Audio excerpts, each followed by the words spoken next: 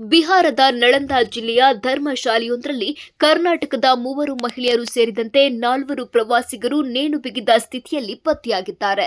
ಸಾವನ್ನಪ್ಪಿದ ಎಲ್ಲರೂ ಒಂದೇ ಕುಟುಂಬದ ಸದಸ್ಯರು. ಒಬ್ಬ ವೃದ್ಧ ಮಹಿಳೆ, ಆಕೆಯ ಮಗ ಮತ್ತು 2 ಹೆಣ್ಣು ಮಕ್ಕಳು ನೇಣು ಬಿಗಿದುಕೊಂಡು ಸಾವನ್ನಪ್ಪಿದ್ದಾರೆ. ಗುಬ್ಬಿ ಮೂಲದ ಜಿಆರ್ ಸುಮಂಗಲ ಪುತ್ರ ನಾಗಪ್ರಸನ್ನ, ಜಿಆರ್ ಶಿಲ್ಪಾ, ಜಿಆರ್ ಶ್ರುತ ಎಂಬುವರು ಗೆ ಶರಣಾಗಿದ್ದಾರೆ.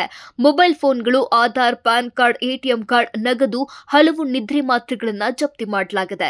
ಕುಟುಂಬದ ಆತ್ಮಹತ್ಯೆ ಹಿಂದೆ ಅನುಮಾನಗಳು ಬಲವಾಗ್ತಾ ಇದೆ. ತಂಗಿ ಶಿಲ್ಪಾ ಪುತ್ರ ಅಮೋಘ ಕೀರ್ತಿ ನಾಗಪ್ರಸನ್ನ ಜೊತೆಯೇ ಇದ್ದ.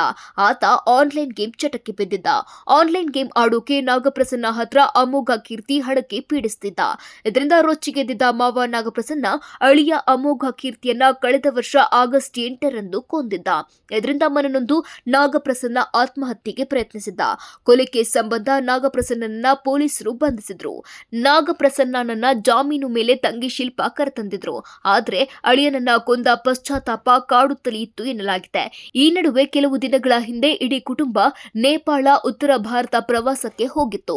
ನೇಪಾಳದಿಂದ ಬಿಹಾರದ ನಳಂದ ಜಿಲ್ಲೆಯ ರಾಜ್ಗೀರ್ನಲ್ಲಿರುವ ಜೈನರ ಪ್ರಸಿದ್ಧ ಯಾತ್ರಾ ಸ್ಥಳಕ್ಕೆ ಭೇಟಿ ನೀಡಿದ್ರು. ಅಲ್ಲಿನ ಧರ್ಮಶಾಲೆಯಲ್ಲಿ ಕೆಲವು ದಿನ ಉಳಿದುಕೊಂಡು ಇಡೀ ಕುಟುಂಬ ಆತ್ಮಹತ್ಯೆ ಮಾಡಿಕೊಂಡಿದೆ. ಈ ಮನಕಲಕುವ ಪ್ರಕರಣಕ್ಕೆ ನಿರ್ದಿಷ್ಟ ಕಾರಣವೇನು ಅನ್ನೋದನ್ನ ಪೊಲೀಸರು ತನಿಖೆ ಮಾಡ್ತಾ ಇದ್ದಾರೆ.